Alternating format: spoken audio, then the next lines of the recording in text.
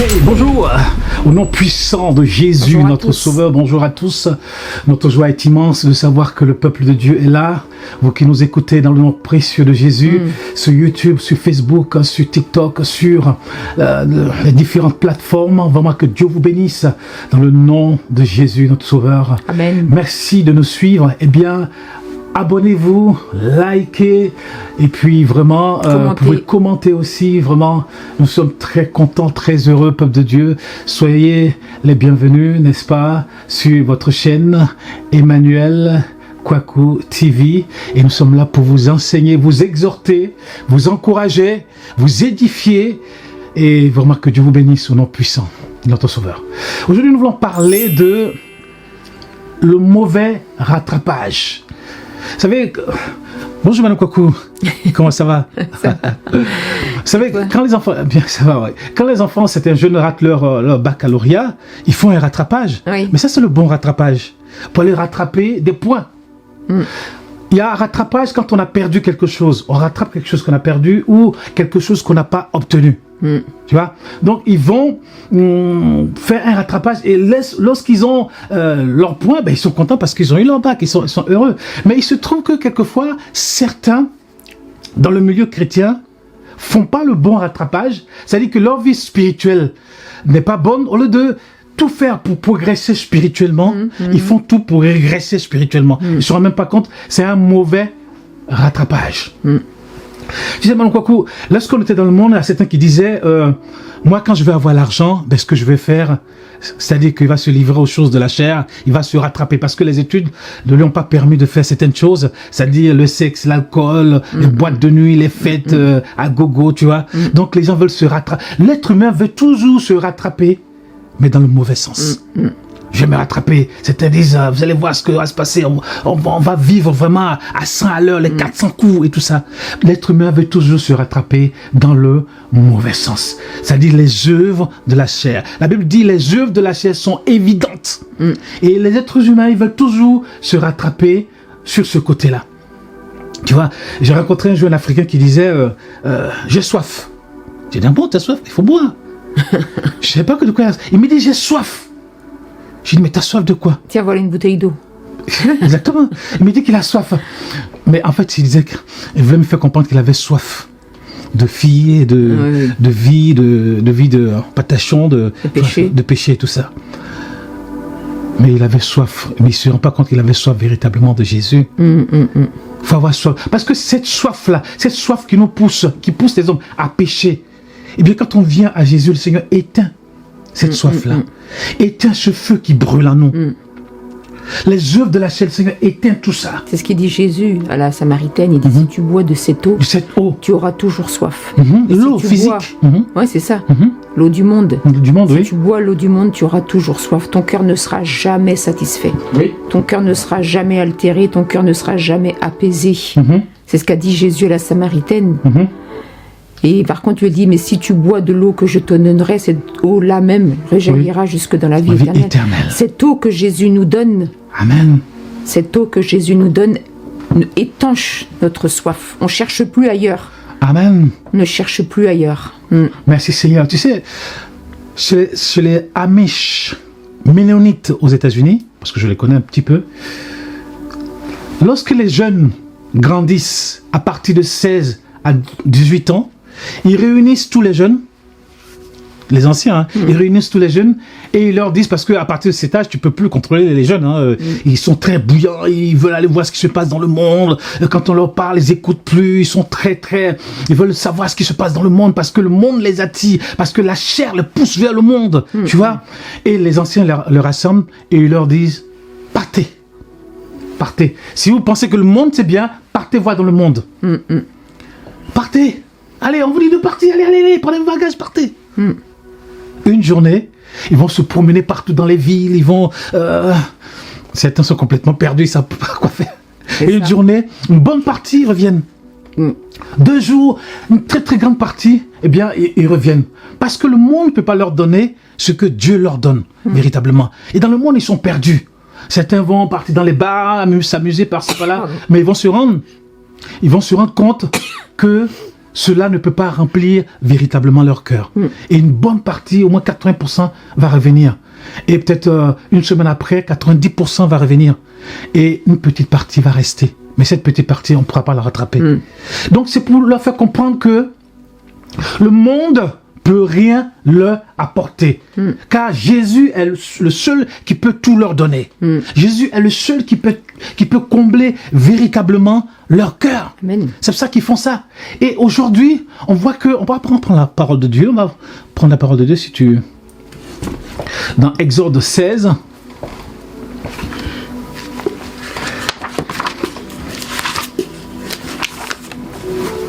Oui, Versets 1 à 3. Il est ici question du peuple d'Israël. Le peuple d'Israël qui va se révolter, qui vont murmurer, qui seront frustrés, qui seront impatients, qui seront insatisfaits parce qu'ils mangeaient bien en Égypte. Tu peux le lire, s'il te plaît? Toute l'assemblée des enfants d'Israël partit d'Élim. Et ils arrivèrent au désert de Sin, qui est entre Élim et Sinaï, le 15e jour du second mois après leur sortie du pays d'Égypte. Et toute l'assemblée des enfants d'Israël murmura dans le désert contre Moïse et Aaron. Les enfants d'Israël leur dirent: que ne sommes-nous morts par la main de l'Éternel dans le pays d'Égypte, quand nous étions assis près des pots de viande, quand nous mangions du pain à satiété. Mais on va s'arrêter là. Il disait que quand ils étaient en Égypte, ils mangeaient de la viande, des marmites de viande.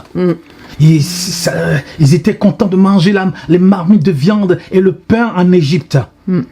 Alors que Dieu les a sauvés, les a délivrés, n'est-ce pas, de l'esclavage. Mais ces gens, ils étaient encore en Égypte à cause, leur pensée était en Égypte à cause de la viande et à cause du pain, à cause de leur ventre. Alors que le Seigneur les a libérés, les a délivrés. Mais ils étaient dans le désert, ils étaient frustrés, ils murmuraient contre Moïse et Aaron. Ils disaient que oui, comment se fait-il que Moïse les a fait venir dans le désert pour les faire mourir et tout ça, qu'ils n'ont plus de viande, ils n'ont plus de... Heureusement, Dieu va dire à Moïse, dis-leur que je vais leur donner de la viande, je vais leur donner du pain. Le Seigneur est bon. Amen. Le Seigneur nous donne tout. Mais eux, ils voulaient retourner en Égypte. Encore dans l'esclavage. Et des fois, des gens qui sont à l'église, alors que le Seigneur leur donne tout. Le Seigneur leur donne tout. Mais des fois, ils retournent encore dans le monde qui ne peut rien leur apporter spirituellement. Le monde, parce qu'ici, je vais dire, la viande et le pain, c'est un peu, qu'ils veulent, c'est un peu comme aller dans le monde, aller chercher encore des choses du monde qui ne peuvent rien nous apporter. C'était encore bon, encore dans le pied à l'église et le pied dans le monde. Et ils vont encore dans le monde pour aller chercher quoi encore? Pour aller chercher l'alcool, le sexe, pour aller chercher les boîtes de nuit, aller s'amuser encore. Mais qu'est-ce que le monde peut t'apporter? Qu'est-ce que le monde peut t'apporter que Jésus ne peut pas t'apporter? Et c'est ce qu'il disait. Moïse, nous voulons retourner, nous voulons même aller mourir en Égypte. Et au moins être au milieu, à côté des marmites de viande et de pain. Mais il faut être vraiment aussi bas. Au moins je vais mourir avec un gros bout de viande dans la bouche. Voilà. Au moins, je vais mourir avec un bout de pain dans la main. Ou un gros bout de viande dans la bouche. Vraiment, il faut être vraiment aussi tombé bas pour parler comme ça. Et d'ailleurs, arrivé un moment, ils vont tellement énerver le Seigneur va ouvrir la terre et il va les engloutir. Parce que ces gens, tu ne peux rien faire avec eux. You can do nothing with them. Ils te fatiguent. Et Dieu était vraiment fatigué d'eux. Arrivé un moment. Il y a des gens, deux fois, tu ne peux rien faire. Mais Dieu, il est patient. Dieu, il est patient. Dieu, il est patient. Il est patient. Il dit, même dans le désert, il va dire, je vais vous donner du pain. Je vais vous donner. Mais ce n'est pas le pain que nous avons ici. Le Seigneur a fait son pain à lui. Donner du pain, donner des cailles et tout ça. Le Seigneur lui a tout donné. Mais les gens, ils viennent à l'église, mais ils veulent aller encore chercher dans le monde. On ne peut pas mélanger la sainteté de Dieu et l'impureté du monde. Ça ne va pas. La sainteté et l'impureté de Dieu. Le bon parfum de Dieu. Et je dirais quelque chose de pourri du monde. Quelque chose qui ne sent pas bon, ça ne va pas. Dieu est saint. Dieu est saint. La Bible dit, si mon peuple, celui qui a invoqué mon nom, s'humilie, prie et cherche ma face. Et s'il abandonne ses mauvaises voies, Seigneur dit, je le bénirai. Je l'exaucerai des cieux. Je l'exaucerai des cieux. Et s'humilie. Et nous voulons nous humilier devant Dieu. Amen. Parce que Dieu est saint. C'est dans 2 Chroniques 7, 14. Nous voulons nous humilier devant Dieu.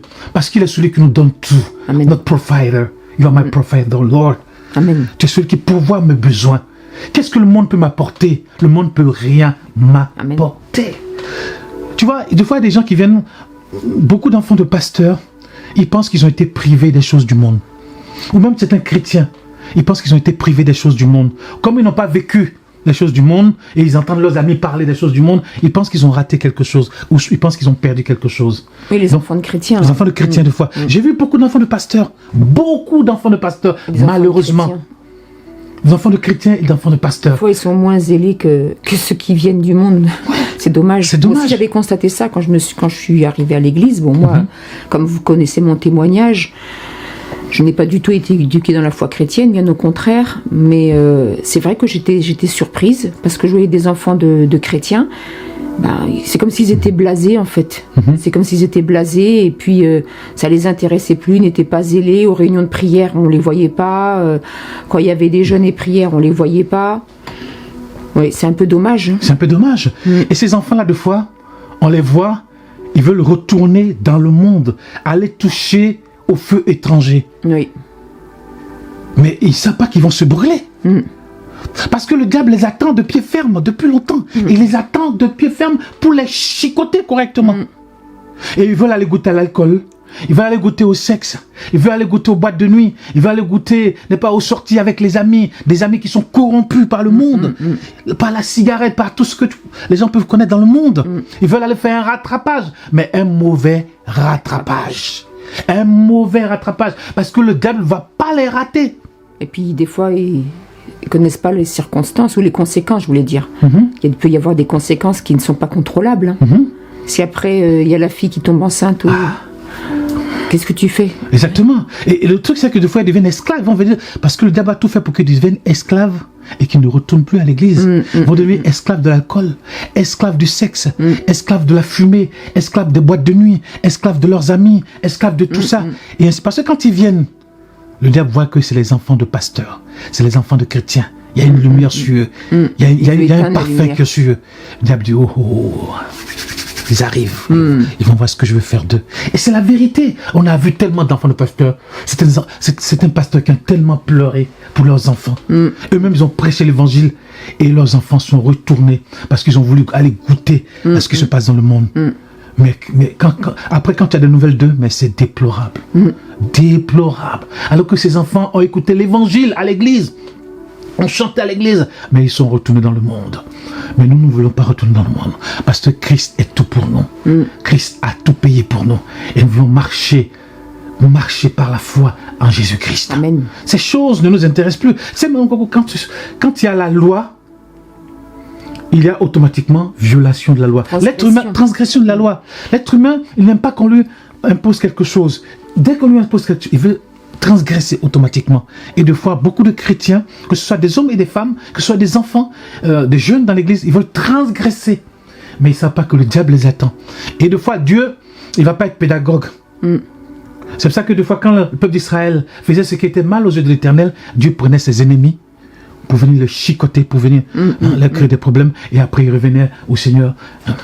Mais ces enfants ou ces gens dans l'église, ces frères et sœurs, doivent comprendre qu'ils ont tout en Jésus-Christ. Ils ont tout à gagner, tout à gagner en Dieu. Ils ont à gagner la vie éternelle. Ils ont à gagner la bénédiction de Dieu. Ils ont à gagner la paix de Dieu. Ils ont à gagner la joie de Dieu. Ils ont à gagner l'amour de Dieu. Ils ont à gagner les bénéfices du Seigneur qui font que nous sommes dans le Seigneur sont plus énormes que ce qu'il y a dans le monde. Qu'est-ce que le monde peut m'apporter? Qu'est-ce que le monde... Moi, j'ai vécu sur 3 continents. J'ai vécu en Afrique, en Europe et en Amérique. J'ai regardé, j'ai observé et tout ça. Mais qu'est-ce que le monde peut nous apporter? Qu'est-ce que le monde peut nous apporter? Les plus belles choses de ce monde ne sont que éphémères. Pour un rapport sexuel de quelques minutes, tu vas te créer des problèmes avec le Seigneur. Pour un verre, pour un litre d'alcool de je sais pas quoi, tu as te créé des problèmes avec le Seigneur. Pour des boîtes de nuit, tu as te créé des problèmes avec le Seigneur. Surtout, tu te crées des problèmes, surtout à ta propre vie, parce que le Seigneur, lui, il est sur son trône. Exactement, c'est ça. Oui, les gens se créent des problèmes eux-mêmes. Parce qu'ils ont les conséquences eux-mêmes. Voilà, parce que Dieu ne bouge pas. Oui. Dieu, il ne bouge pas. Le peuple d'Israël, ils se sont créés eux-mêmes des problèmes énormes. Comme les chrétiens se sont créés énormes. Parce que Dieu, que tu sois avec lui, que tu ne sois pas avec lui, lui, il est toujours assis sur son trône. Tout ce que Dieu veut, c'est que nous soyons bien, parce que nous sommes ses enfants, que nous soyons bénis.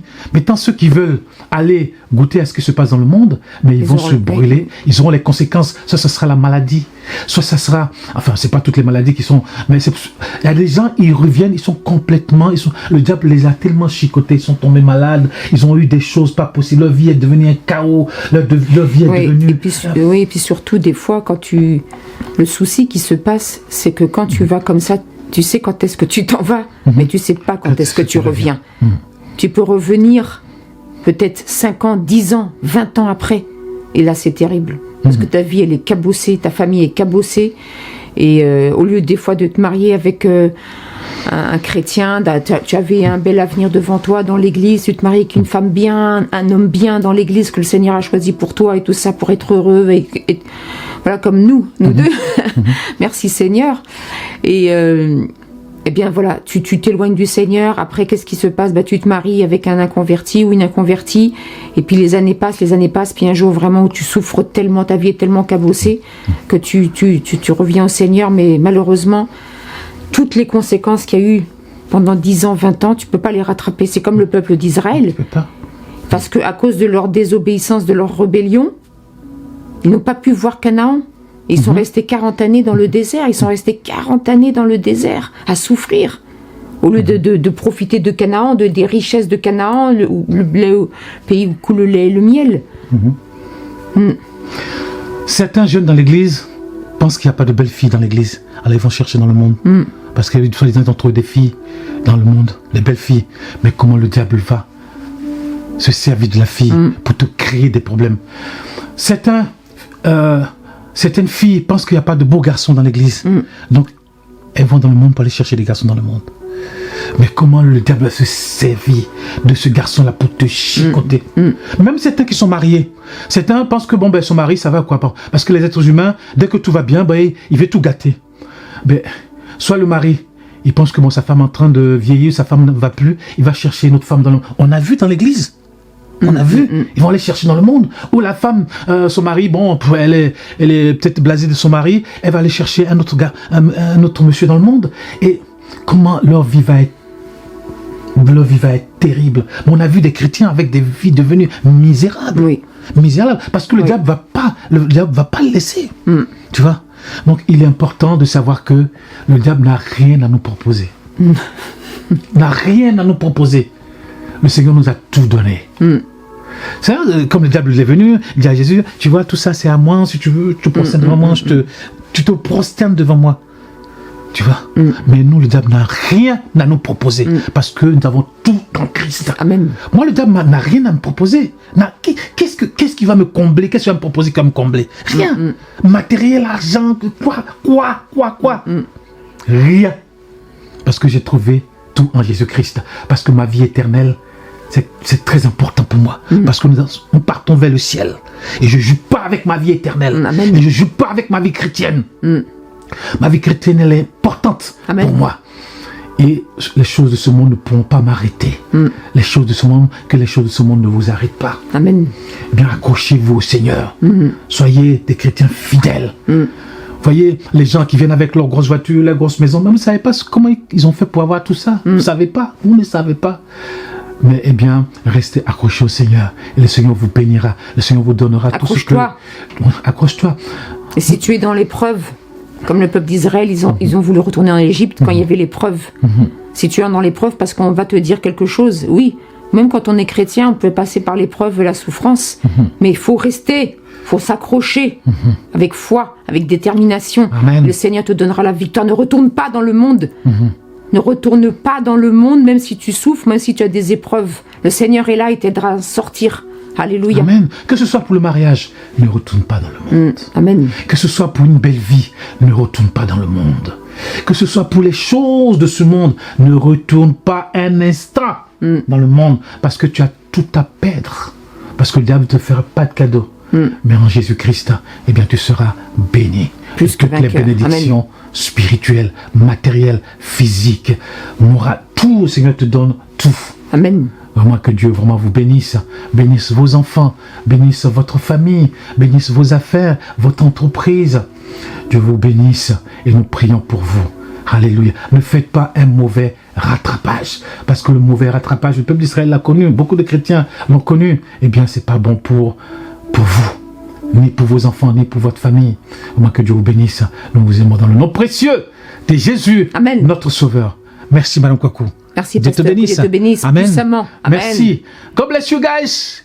Amen. Amen. Amen. Alléluia. Amen.